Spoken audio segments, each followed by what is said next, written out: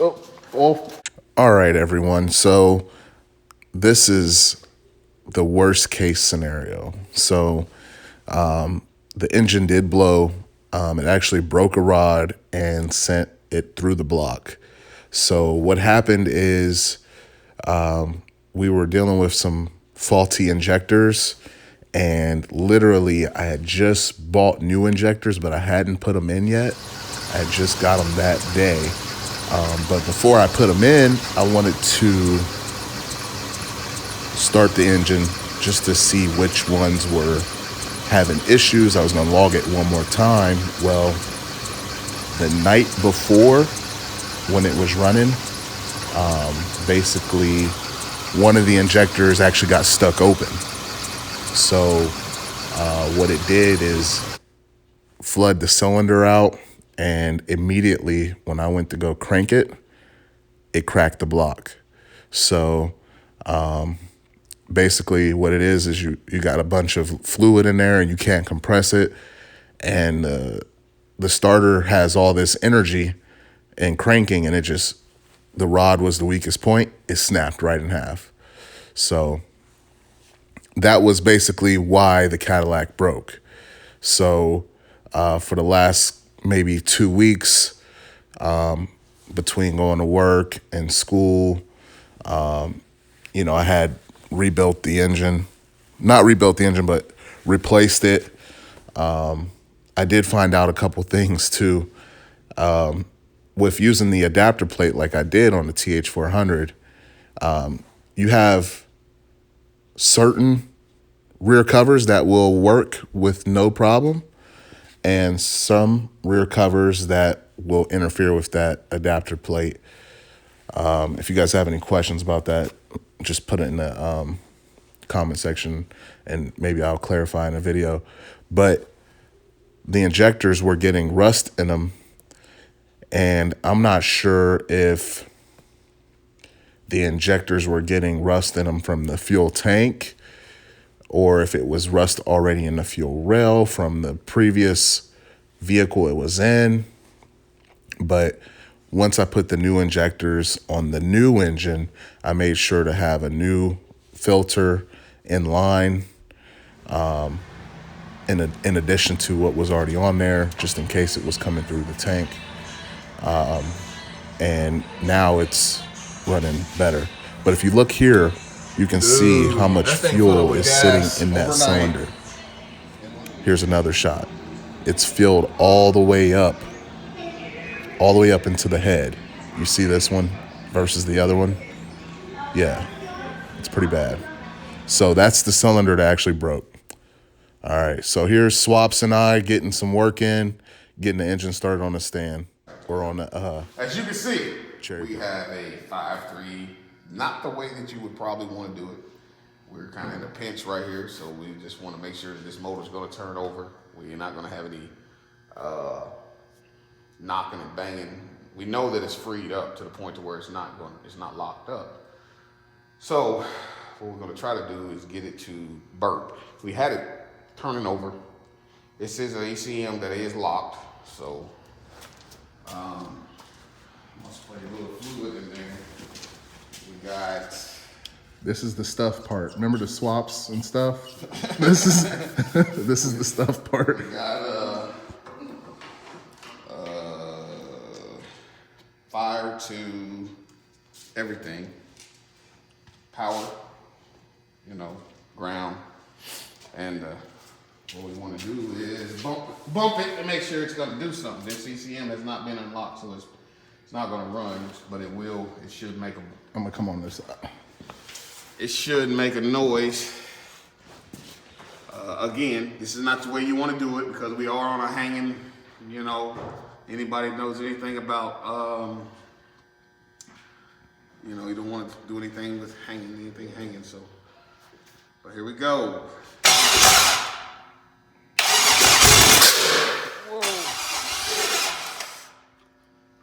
Did we get something caught in the wire?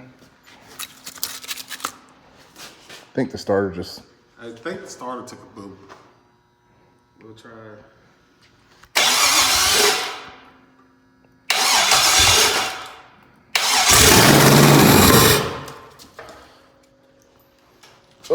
oil filter.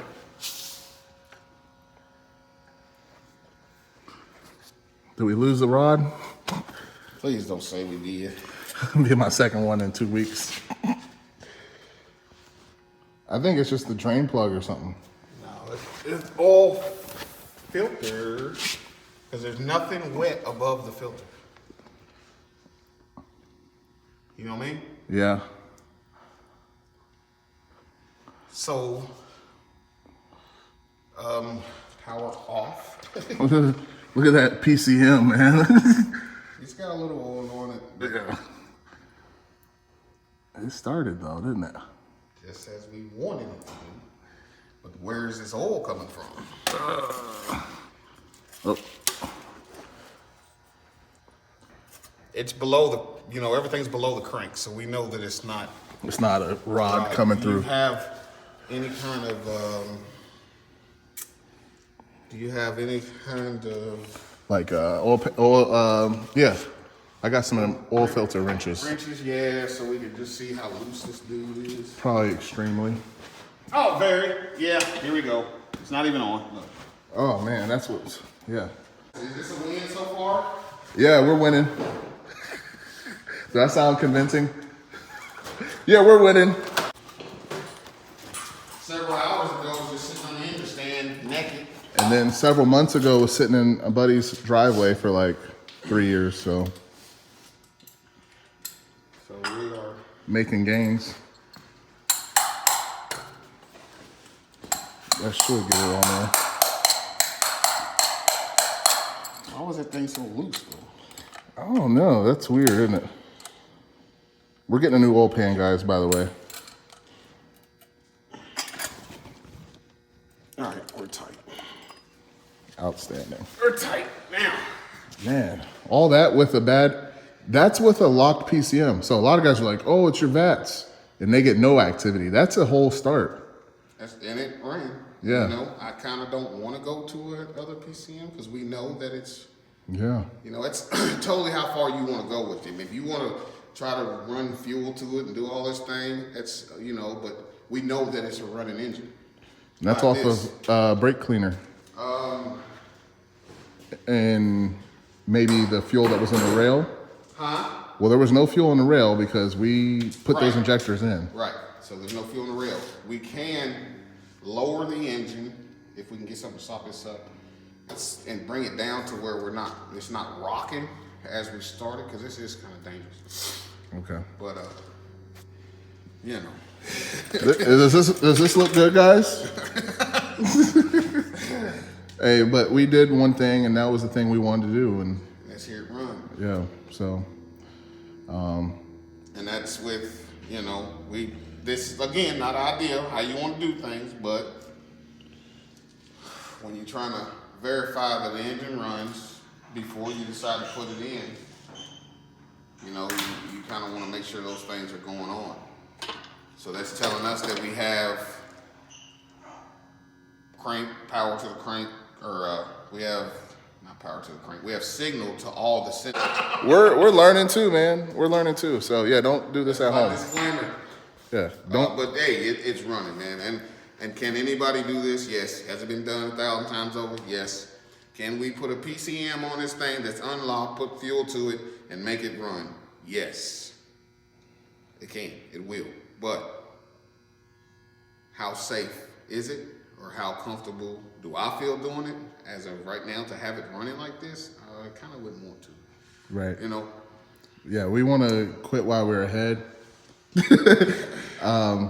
We might bump it one more time just for the oil's sake, but we're not going to get crazy with this stuff. Okay.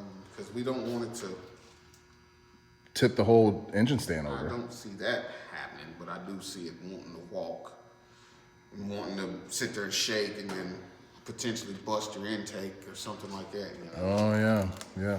You don't want to do that. So, look, y'all stay tuned. We got to think of some things. We'll cut you back on in a minute.